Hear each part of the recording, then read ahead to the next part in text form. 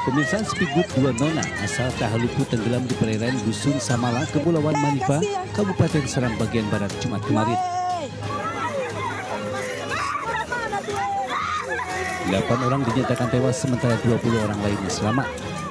Speedboat dua nona yang membawa penumpang 28 orang itu bertolak dari Pulau Kelang, Kabupaten Seram bagian Barat menuju Kota Ambon. Di lokasi kejadian, speedboat menabrak batang pohon yang hanyut hingga menyebabkan speedboat retak dan tenggelam. Warga yang melihat kejadian itu pun langsung menyelamatkan sejumlah penumpang dengan bantuan logboat milik warga setempat. Para korban langsung dievakuasi oleh warga sekitar ke daratan untuk selanjutnya dibawa ke rumah duka masing-masing. Kini kasus kecelakaan laut ini ditangani aparat setempat untuk mengetahui penyebab pasti kecelakaan tersebut. Dari Ambon, Maluku, Juanda Sari, Ainus melaporkan.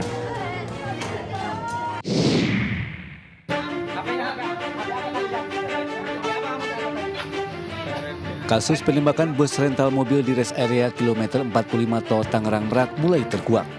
Kepolisian Polres Pandeglang mengamankan seorang penyewa mobil milik bus rental yang tewas ditembak. Pria berinisial AS ditangkap saat bersembunyi di rumah kontrakan kawasan Picung, Pandeglang. Dengan tangan diikat, AS langsung dibawa ke Mapolres Pandeglang untuk diperiksa. Selanjutnya, terduga pelaku ini diserahkan ke Polresta Tangerang untuk didalami siapa pelaku penembakan ini.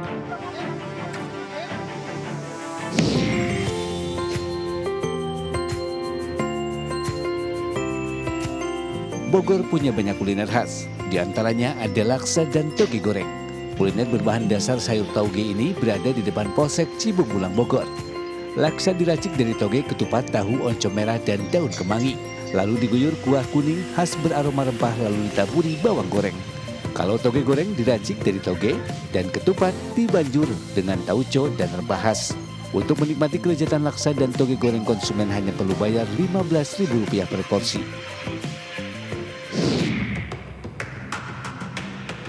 Lebih dari 37.000 penumpang diperkirakan tiba di Jakarta menggunakan kereta api baik yang turun di stasiun Pasar Senen, stasiun Gambir maupun stasiun lain.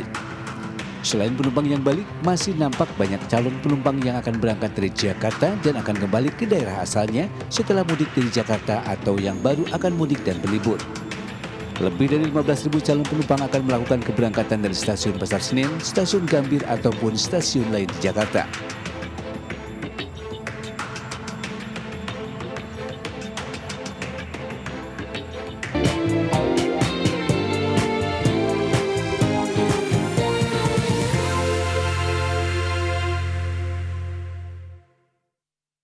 Halo, selamat pagi pemirsa, kembali lagi di Buletin A News Pagi bersama saya Sabrina Asilah.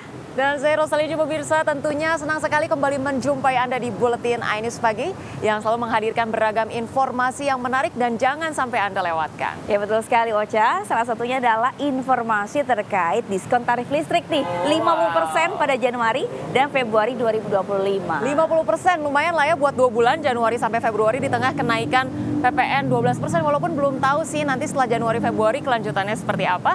Tapi Buletin A News Pagi punya beragam informasi yang menarik untuk Anda dan jangan sampai Anda lewatkan, dan inilah Buletin A News Pagi selengkapnya untuk Anda.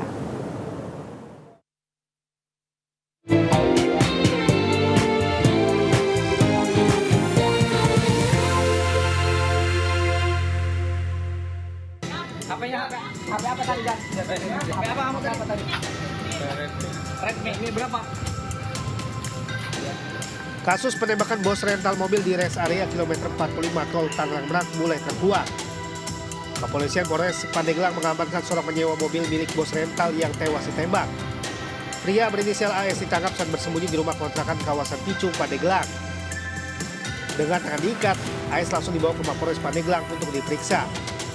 Selanjutnya terduga pelaku ini diserahkan ke Polresta Tangerang untuk didalami siapa pelaku penembakan ini. Selanjutnya kami akan menyerahkan saudara AS ini kepada pihak Polresta Tangerang untuk dilakukan pemeriksaan lebih lanjut. Sebelumnya peristiwa penembakan di rest area Tol Tangerang Merak ini menghebohkan publik. Dalam tragedi itu 2 orang tertembak, satu korban adalah bos rental mobil Ilyas tewas dan korban lainnya R mengalami luka tembak di badannya. Pelaku penembakan diduga komplotan penggelapan mobil yang berjumlah 4 orang. Dari Pandeglang, Banten, Iskandar Nasution melaporkan.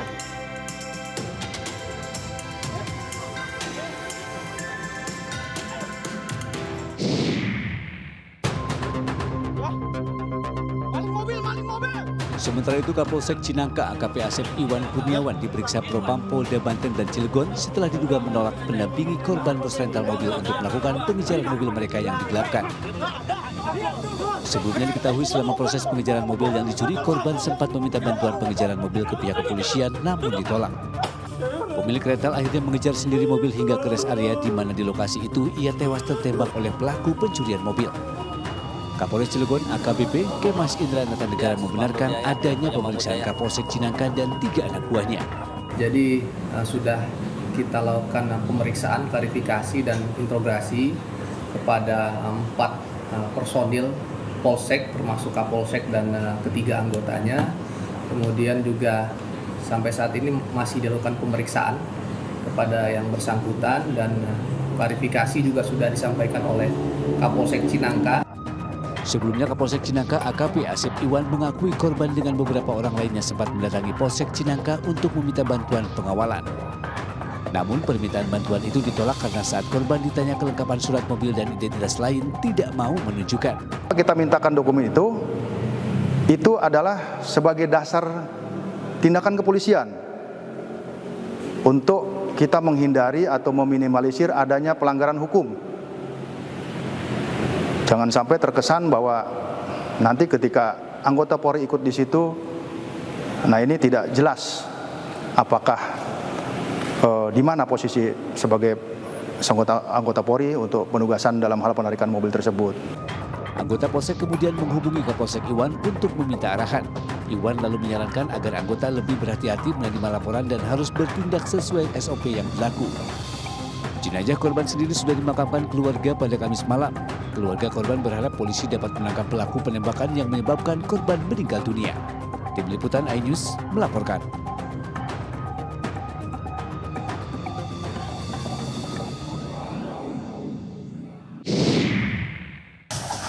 Gede banget terang, nyamberang ke sebelah. Kobaran api melalap sebuah rumah mewah di kawasan Simpruk, Kebayoran Lama, Jakarta Selatan pada Jumat petang. Kencangnya tiupan angin membuat api dengan cepat menghanguskan rumah 2 lantai tersebut.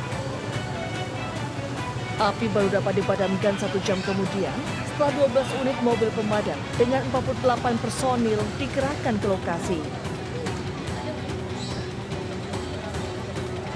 Dalam kebakaran rumah mewah yang sedang direnovasi ini, seorang pekerja bangunan meninggal dunia akibat menghirup asap tebal.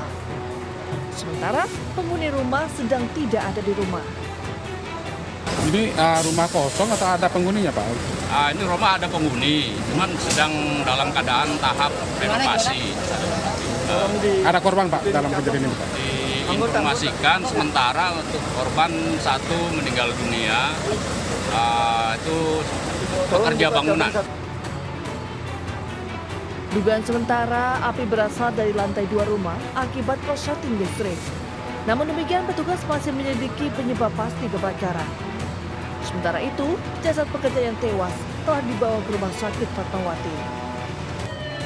Dari Jakarta Selatan dan Helmi Sajangbati, iNews melaporkan.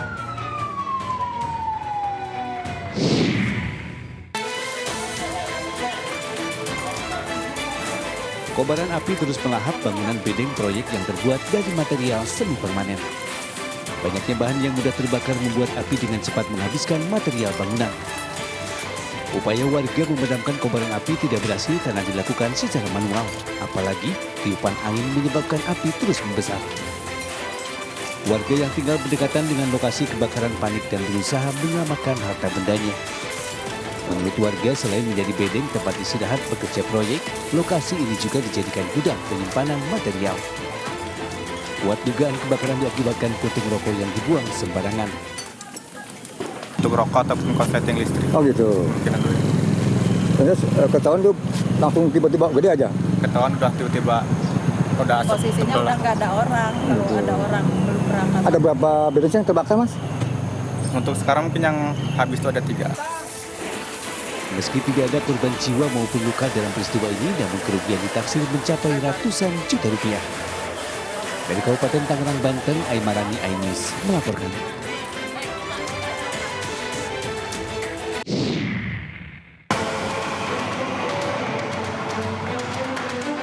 Kecelakaan beruntun yang melibatkan bus pariwisata turut bermuatan cairan kimia dan sebuah mobil terjadi di ruas tol Semarang-Solo KM 438+100 Kabupaten Semarang, Jawa Tengah. Tak hanya membuat cairan kimia tumpah ke jalan, kecelakaan tersebut juga mengakibatkan sopir truk terluka dan harus dilarikan ke rumah sakit. Kecelakaan bermula saat bus pariwisata melaju kencang dari arah Bawen menuju Ungaran. Di lokasi kejadian, bus kehilangan kendali dan menabrak truk dari belakang hingga truk terdorong dan menabrak mobil yang berada di depannya. Kencangnya benturan membuat truk terguling ke parit dan cairan kimia tumpah ke jalan. Diduga kecelakaan disebabkan tidak berfungsinya rem pada bis pariwisata. Cairan sudah langsung kita tangani dengan baik. Dari TMJ juga mendatangkan pemadam kebakaran. Jadi tidak sampai mengenai kendaraan yang lain. Jadi sekarang sudah clear, arus lalu lintas juga sudah lancar kembali. Selama proses evakuasi, ruas tol Semarang-Solo sempat mengalami kemacetan panjang terlebih banyaknya tumpahan cairan kimia di jalan. Dari Kabupaten Semarang, Jawa Tengah, Luisa Lulu Ainus melaporkan.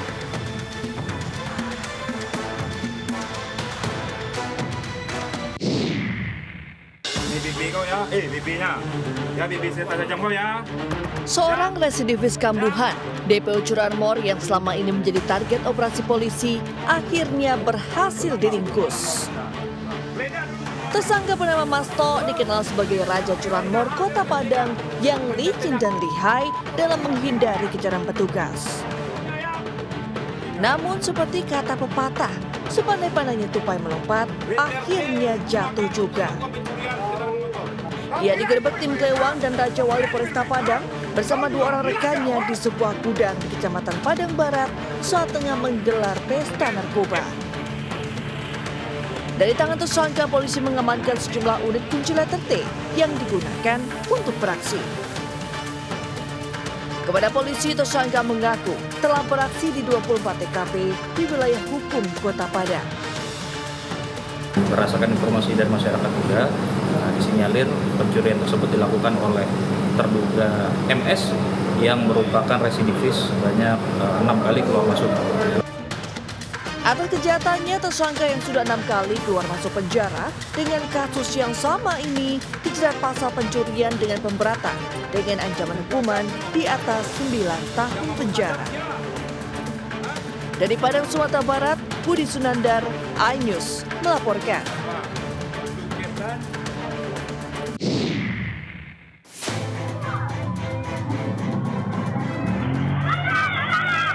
Aksi kejahatan jalanan semakin marak terjadi. Di Palembang, Sumatera Selatan misalnya, seorang ibu rumah tangga yang tengah berjalan menjadi korban penjamretan. Dalam rekaman CCTV, pelaku yang mengendarai motor menarik kalung emas milik korban. Sang ibu sempat berteriak meminta tolong, namun pelaku kabur tancap gas sehingga warga tak berhasil meringkusnya. Menurut keterangan saksi, peristiwa tersebut terjadi pagi hari saat korban hendak pulang ke rumahnya. Dia itu terjadi cak itu ya langsung otomatis kami tak sempat nak nolong. Oh langsung berlari, berlari. Kabur dia tu kan. Oh. Yang kena jamret itu kakak kenal korbannya. Iya, balik sini. Oh, bang jambul laut. Yang belakang. Hingga kini belum diketahui berapa jumlah kerugian dan apakah korban sudah melaporkan kejadian tersebut ke polisi. Sementara itu, atas maraknya penjamretan, warga diimbau untuk waspada dan tidak mengenakan perhiasan secara mencolok saat keluar rumah. Dari Palembang, Sumatera Selatan, Muhammad David Ainis melaporkan.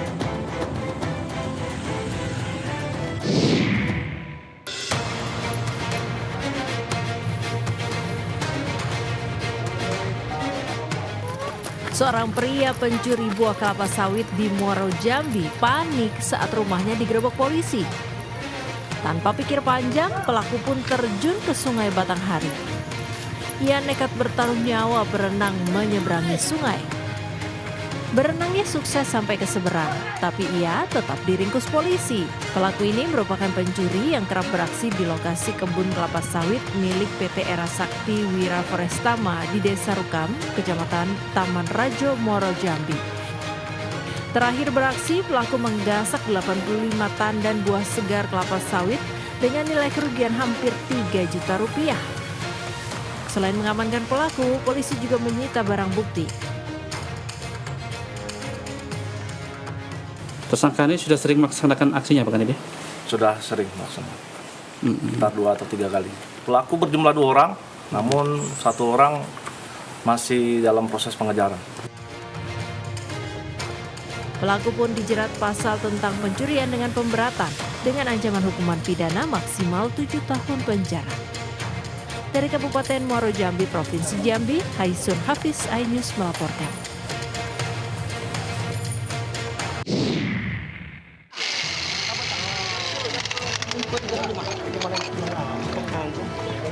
Meskipun sedang berwisata, harus tetap waspada ya pemirsa.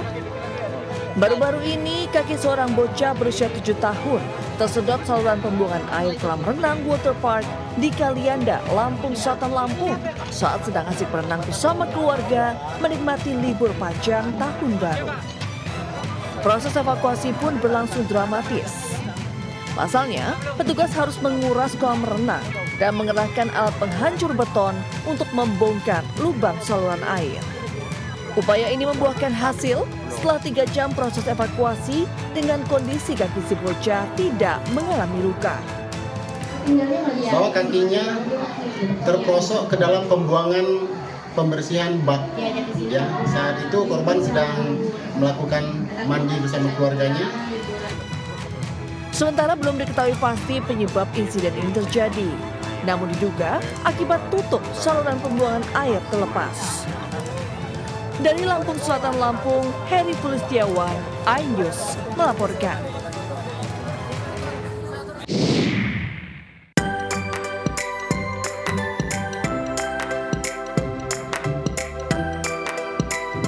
Stasiun Gondang Dia tidak hanya menjadi titik transit transportasi, tapi juga jadi pusat kuliner yang menawarkan beragam jajanan. Anda dapat menikmati pengalaman kuliner yang unik dan lezat sebelum atau sesudah melakukan perjalanan. Mulai dari makanan berat hingga makanan ringan bisa ditemukan di sini. Berikut rekomendasi kuliner yang wajib Anda coba saat berkunjung ke Stasiun Gondang Dia. Buat Anda pecinta makanan manis, wajib coba kelezatan pancong lumer. Menyediakan berbagai macam rasa dan topping, dalam 1 hari pancong lumer bisa menghabiskan sekitar 30 kg adonan. Harganya mulai 5.000-an saja. Rasa lebih banyak, dari topping kan banyak, kita ada belasan rasa. Tekstur kematangan kita insya Allah bisa tergantung yang beli mau matang, setengah matang, apa 3/4, apa setengah matang banget. Kita itu pasti bisa. Pancong lumer Gondang Dia, maknyos. Tidak hanya kuliner khas Indonesia, di Stasiun Gondang Dia juga ada kuliner khas Tiongkok, yaitu dimsum. Harga per porsinya mulai dari Rp15.000. Banyak kan dimsum kita kalau boleh dibilang full ayam, sedikit tepung gitu. Dimsum Rafflesia mantap. Penggemar mie ayam wajib coba mie ayam yang satu ini. 15.000 sudah bisa menikmati kelezatan semangkuk mie ayam. Kalau lagi rame bisa 200 mangkok, sepi-sepinya 150 mangkok. Biasanya paling banyak orang pesen yang apa nih? Yang yamin, best sellernya sih yamin. Bisa terima pesanan juga nggak? Bisa, Pat Hayat sering manggil. 200 porsi. 200 porsi Pat Hayat. Mie ayam pera-pera, oke dong.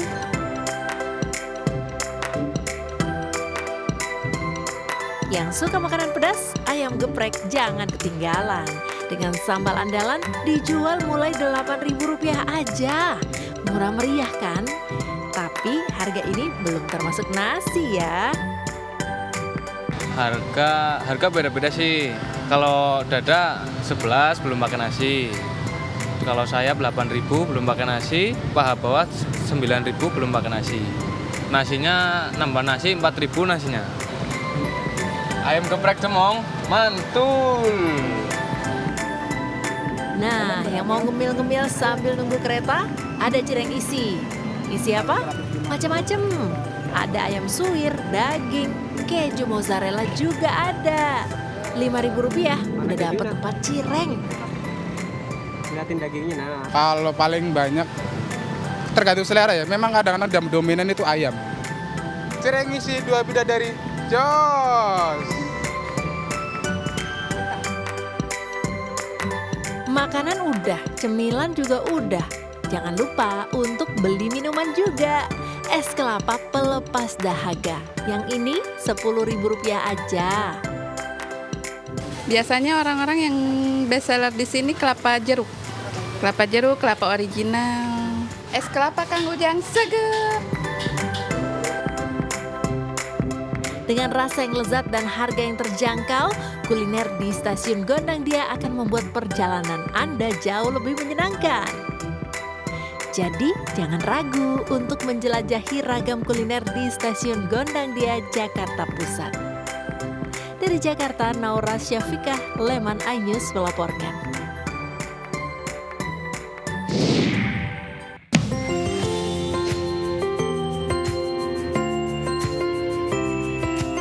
Bogor punya banyak kuliner khas, diantaranya ada laksa dan toge goreng. Sayangnya, kuliner berbahan dasar sayur tauge ini sudah jarang ditemukan.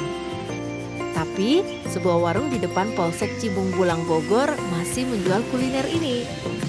Laksa diracik dari tauge, ketupat, tahu, ojo merah, dan daun kemangi.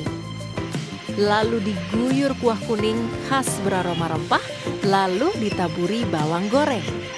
Kalau tauge goreng diracik dari sayur tauge dan ketupat, kemudian dibanjur dengan tauco dan rempah khas. Untuk menikmati kelezatan laksa dan tauge goreng, konsumen hanya perlu bayar Rp15.000 per porsi. Pemilik warung laksa dan toge goreng ini, Bu Entin, mengaku bisa menjual lebih dari 100 porsi per hari. Jadi, tunggu apa lagi? Nikmati kelezatan laksa dan toge goreng di kawasan Jalan Raya Cibung Bulang, Bogor. Dari Bogor, Jawa Barat, Wildan Hidayat, iNews melaporkan.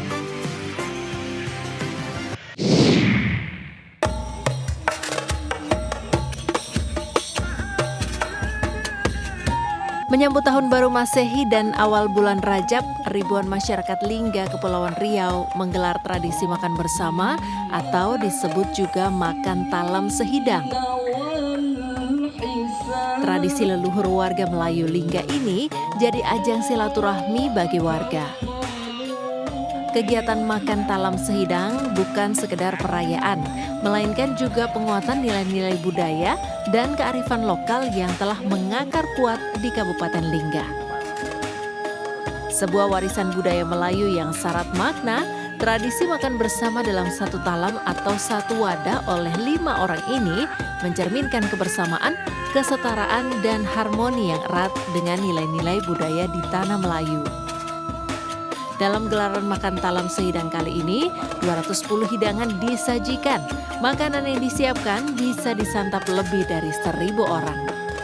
Semua hidangan dimasak bersama-sama oleh kaum wanita. Dari Lingga Kepulauan Riau, Gusti Yenosa, iNews melaporkan.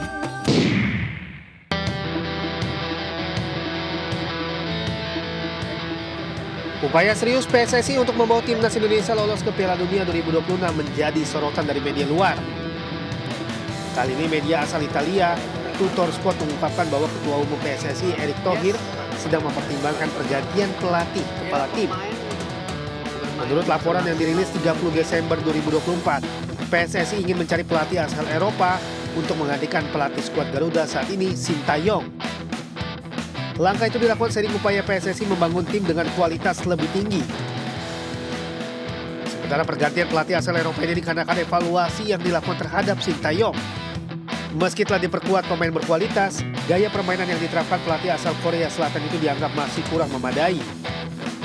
Media Italia itu juga menyoroti bahwa pendekatan Sintayong terlalu fokus pada aspek fisik dan kecepatan, sehingga dinilai tidak cukup untuk bersaing di level internasional. Erick Thohir sebagai Ketua Umum PSSI belum memberikan keterangannya. Namun ada informasi benar, pelatih baru ini diharapkan sudah memimpin timnas saat menghadapi Australia dan Bahrain pada Maret mendatang.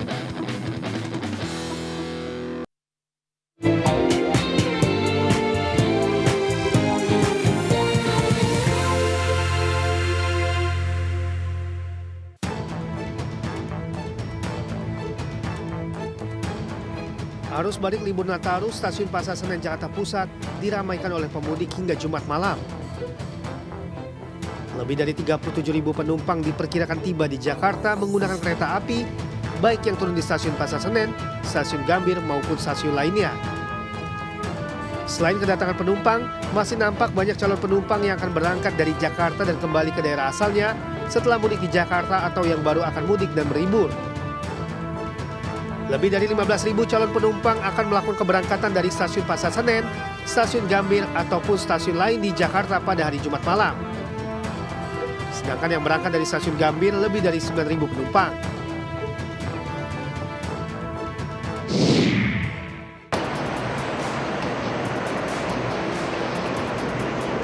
Sementara momen arus balik libur Nataru, kondisi lalu lintas di Tol Jakarta Cikampek mulai terlihat ramai lancar. Sampai Jumat malam belum terlihat kepadatan kendaraan yang melintas di jalan tol yang menghubungkan Jakarta dengan beberapa daerah Pulau Jawa ini. Hingga Jumat malam, belum ada rekayasa lalu lintas yang diberlakukan di kilometer 19 Tol Jakarta Cikampek. Namun jika terjadi kepadatan kendaraan, pihak kepolisian bekerjasama dengan Jasa Marga akan menerapkan rekayasa lalu lintas seperti ganjil genap, sistem satu arah, dan kontraflow.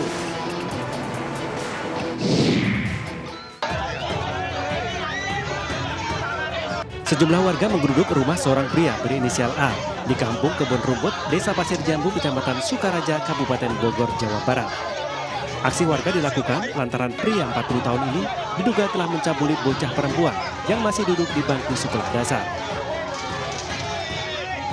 Aparat polisi dan TNI yang berada di lokasi sempat kewalahan membendung amarah warga yang ingin menghakimi terduga pelaku ruda paksa. Namun petugas akhirnya berhasil mengamankan terduga pelaku ke salah satu rumah warga sebelum dibawa ke kantor polisi.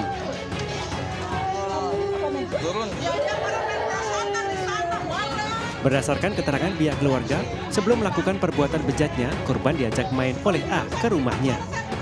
Kemudian bocah malang tersebut diajak ke kamar dan diruda paksa oleh terduga pelaku. Agar aksinya tidak diketahui orang lain, pelaku juga mengajak korban jalan-jalan ke salah satu taman. Merasa khawatir anaknya belum pulang, keluarga mencari ke rumah pelaku dan menemukan dalam kondisi menangis. Mencurigai adanya tindak kekerasan seksual, orang tua korban selanjutnya melakukan visum. Kini kasus sudah ditangani oleh unit PPA Polres Bogor dan berharap polisi segera menangkap pelaku karena khawatir membuat trauma pada korban. Dari Bogor, Jawa Barat, Wildan Hidayat, iNews melaporkan.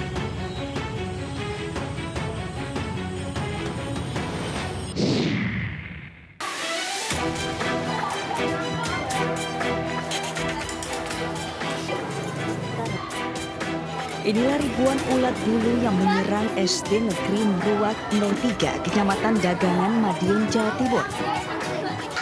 Meski belum masuk ke kelas dan masih bersarang di pohon mangga, keberadaan ulat bulu membuat resah guru dan murid. Ribuan ulat bulu tersebut membentuk koloni dan menyebar di beberapa tempat. Akibat ulat bulu, sejumlah murid yang baru saja masuk ke sekolah usai libur panjang mengalami gatal-gatal di sekujur tubuhnya. Setidaknya ada 10 murid SD Negeri Meruak 03 yang terkena ulat bulu dan langsung ditangani dengan diolesi bedak dan minyak kayu putih. Agar tidak semakin menyebar dan menyebabkan gatal-gatal di seluruh murid dan guru, pihak sekolah pun memulangkan lebih awal sekitar 70 muridnya. Di pohon itu ternyata banyak ulat bulunya sampai menggerombol gitu, Mas. Jadi ini tadi anak-anak sebagian sudah saya syukurkan karena sekujur tubuhnya dipenuhi dengan bentolan-bentolan gatal di sekujur tubuh. Pihak sekolah juga menghubungi pemadam kebakaran Kabupaten Madiun untuk pembasmian ulat bulu. Namun seorang petugas pemadam kebakaran yang menangani ulat bulu turut merasakan gatal-gatal di tubuhnya. Setelah sekitar 1 jam, ulat bulu yang bersarang di pohon mangga tersebut dapat dimusnahkan. Dari Madiun, Jawa Timur, Arif Wahyu, iNews melaporkan. Aku tuh udah bosen banget. Dari kemarin kerja terus belum jalan-jalan. Sekarang aku pingin jalan-jalan tapi nggak mau yang mahal-mahal. Ya ampun Sabrina, kamu tuh udah lapar, bosen. Ya gimana ya, mau main tapi nggak mau pakai modal. Gimana ya, Murca apa ya? Oke, mungkin kita kan di pusat ya, deket lah. Banyak taman kota, nggak usah pakai biaya mahal-mahal gitu. Kamu ke taman kota aja, ada lah banyak pilihannya di sini. Mau? Seru sih, tapi aku nggak mau ke taman kota, mau ke yang tempat yang lain yang lebih seru lagi. Oke, yang lebih seru, kalau yang lebih seru Buletin iNews Pagi punya nih. Rekomendasi ataupun referensi tempat-tempat wisata yang menarik untuk Anda, kita simak berikut ini.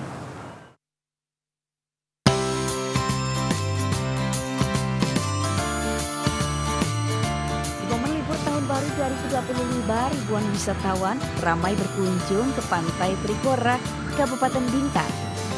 Pantai Trikora menjadi pantai favorit warga Tanjung Pinang, Bintan untuk menghabiskan waktu liburan bersama keluarga. Untuk menikmati suasana pantai yang memiliki pasir putih dan air laut yang biru ini, pengunjung tidak perlu mengeluarkan uang banyak, cukup membayar Rp50.000 untuk menyewa pondok yang telah disediakan oleh pengelola. Meski ombak di Pantai Trikora terbilang tinggi, tidak menyurutkan niat pengunjung untuk berenang, namun tetap dengan pengawasan orang tua. Libur air liburan Bang ya? Biasanya kalau liburan kemana? Di sini lah. Sini Bang? Di sini liburan. Bawa anak-anaknya suka berenang di sini. Pantai Trikora terletak di Desa Malangkrapat, Kecamatan Gunung Kijang, Pulau Bintan, Kepulauan Riau. Bagaimana Anda tertarik? Dari Bintan, Supriyanto, iNews melaporkan.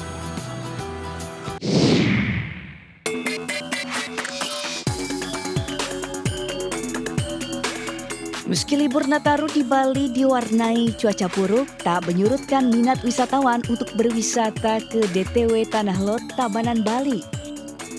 Salah satu destinasi ikonik di Bali ini mengalami peningkatan pengunjung yang cukup signifikan di masa libur Nataru kali ini.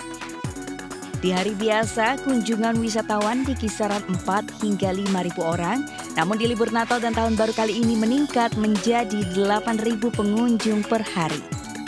Kunjungan wisatawan domestik mencapai 6.000 orang dan mancanegara di kisaran 2.000 pengunjung per harinya.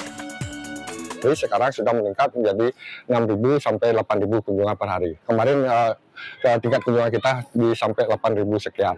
Artinya harapan kami ke depan terus artinya selama liburan ini kunjungan kita di kawasan DTW Tanah Lot mulai meningkat.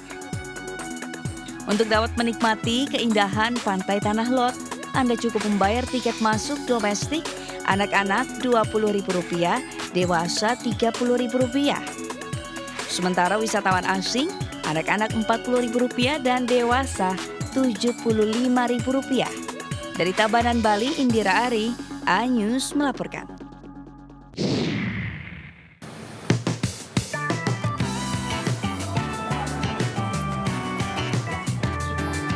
Pusat perbelanjaan souvenir unik khas Bali di kawasan Jalan Raya Kuta, Badung, Bali padat wisatawan.